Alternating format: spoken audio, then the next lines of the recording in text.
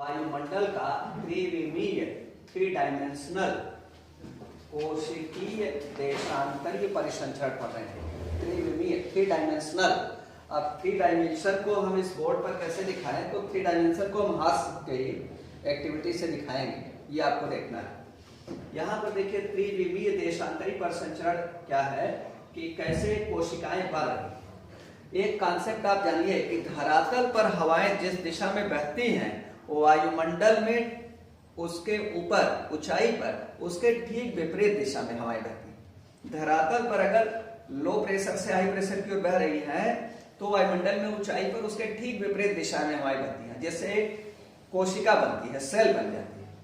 तो यहाँ पर जैसे आप देखिए विश्ववतीय निम्न वायुदाब की पेटी में आपने पढ़ा है कि विश्ववतीय निम्न वायुदाब की पेटी से हवाओं का ऊर्ध्वाधरतः संचरण होता है, ऊर्ध्वाधरतः ऊपर की ओर संचरण होता है, या ऊर्ध्वगामी परिसंचरण ऊर्ध्वगामी संचरण होता है।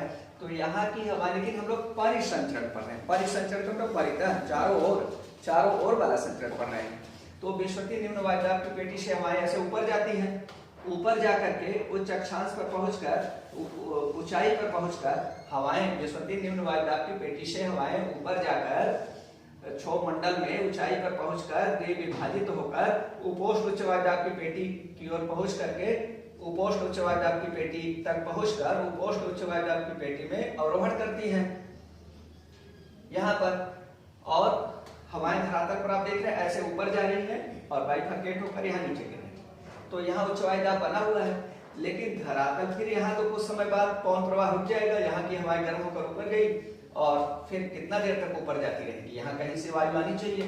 तो यहाँ पर जो सब ट्रॉपिकल हाई प्रेशर बेल्ट है वहां से फिर क्या होता है, वहां पर उच्च वायुदाब और विश्ववतीय निम्न वायुदाब। तो उपोष्ण उच्च वायुदाब की हवाएं क्या करती हैं, धरातल पर उसके ठीक विपरीत दिशा में प्रवाहित होती हैं। ऐसे उपोष्ण उच्च वायुदाब की पेटी से विश्ववतीय निम्न वायुदाब की पेटी की ओर जो हवाएं प्रवाहित होती हैं इनको हम लोग पवन में पढ़ेंगे, इनको सन्मार्गी पवनें कहते हैं। सन्मार्गी पवनें उपोष्ण उच्च वायुदाब की पेटी और विश्ववतीय निम्न वायुदाब की पेटी के मध्य ऐसे सन्मार्गी पवनें बह रही हैं। और ऊंचाई पर आप देख रहे हैं कि ठीक विपरीत दिशा में विश्ववतीय निम्न वायुदाब की पेटी से हवाओं का आरोहण हो रहा है और फिर ऊंचाई पर जाकर के ये उपोष्ण उच्च वायुदाब की पेटी की ओर अग्रसर होती है और उपोष्ण उच्च वायुदाब की पेटी में अवरोहण करती है।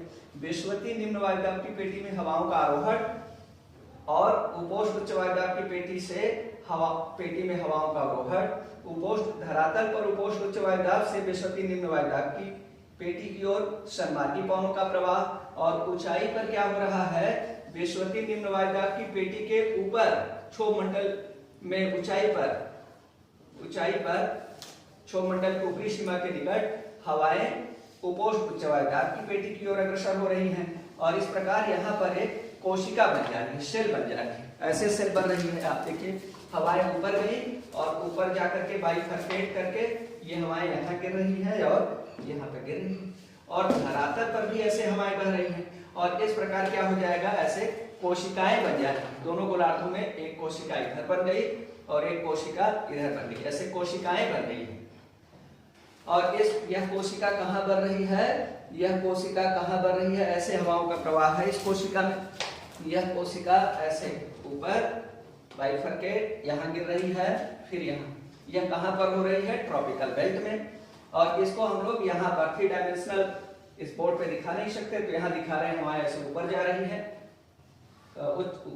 है, उच्च अक्षांशों की ओर जा रही है, उपोष्ण पेटी में अवरोहण कर रही है, इसलिए उपोष्ण उच्च वायुदाब की पेटी बन रही है और उपोष्ण उच्च वायुदाब से विश्ववतीय निम्न वायुदाब की पेटी की ओर सन्मार्गी पवनों का प्रवाह धरातल पर हो रहा है और इस प्रकार एक कोशिका बन रही है ट्रॉपिकल बेल्ट में, इसलिए इसको कहते हैं ट्रॉपिकल सेल, ट्रॉपिकल कोशिका। ट्रॉपिकल कोशिका की खोज किया था हैडली महोदय ने, इसलिए इसको हैडली कोशिका भी कहते हैं। ये उष्णकटिबंधीय कोशिका, इंग्लिश में ट्रॉपिकल सेल और हिंदी में उष्णकटिबंधीय कोशिका।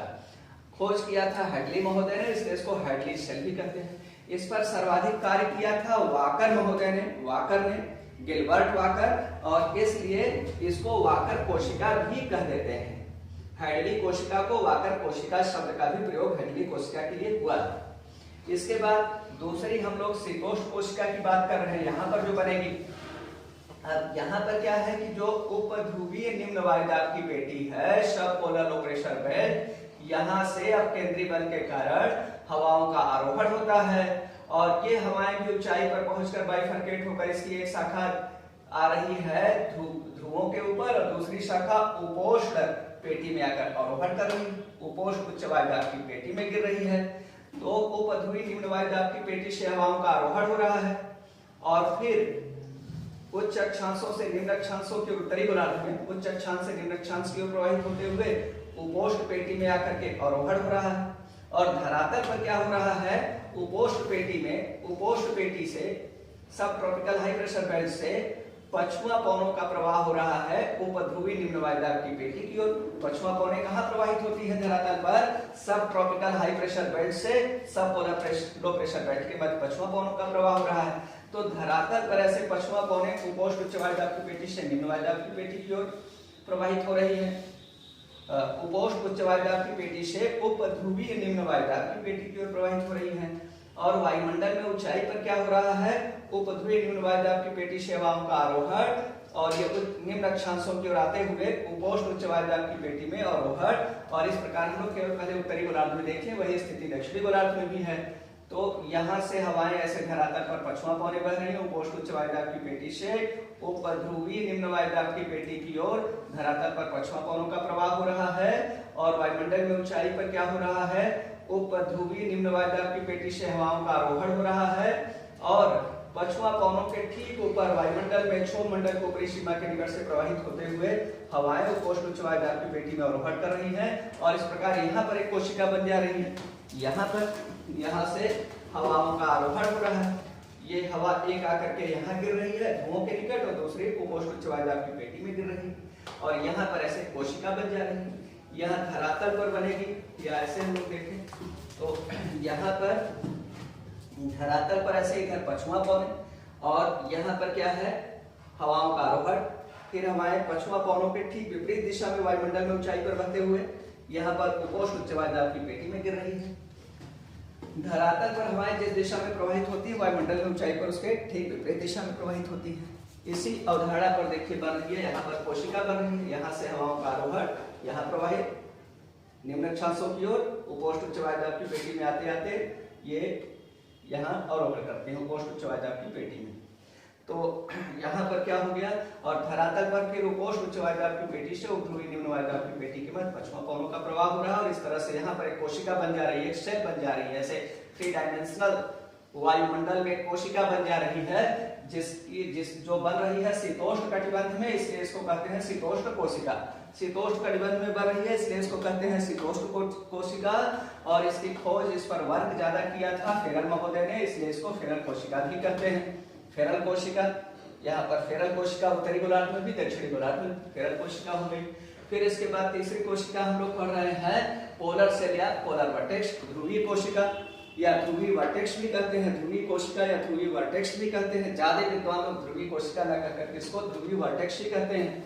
तो यहाँ पर क्या होता है, यही उपध्रुवीय निम्न वायुदाब की पेटी से आरोहण करने वाली हवाएं यहाँ आरोहण कर रही हैं, उच्च अक्षांश की ओर जा रही, बाइफरकेट होती है, तो निम्न अक्षांश की ओर जा रही है, निम्न अक्षांशों की ओर उपोष्ण उच्च वायुदाब की पेटी में आरोहण कर रही है और दूसरी उच्च अक्षांशों की ओर प्रवाहित होते हुए ध्रुव पर आकर के उत्तरी ध्रुव के पास ही गिर रही है। इसी तरह से दक्षिणी गोलार्ध में भी होगा। उपध्रुवीय निम्न वायुदाब की पेटी से अब केंद्रीय बल के कारण आरोहण करने वाली हवाएं ऊंचाई पर पहुंचकर बाइफरकेट होती हैं, समद्वीप विभाजित होती हैं और एक शाखा निम्न अक्षांशों की ओर अर्थात उपोष्ण कटिबंध की ओर और दूसरी शाखा ध्रुवीय प्रदेश की ओर अग्रसर होती है।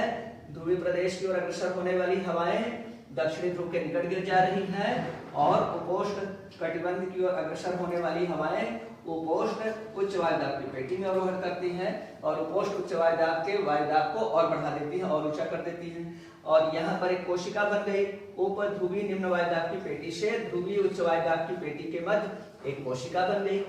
क्यों? क्योंकि यहाँ पर उत्तरी गोलार्ध के संदर्भ में देखें, यहाँ से हवाएं ऐसे ऊपर आई, बाइफरकेट हुई, यहाँ पर गिरी और यहाँ पर गिरी। तो इसकी बात तो हो चुकी है शीतोष्ण कोशिका की।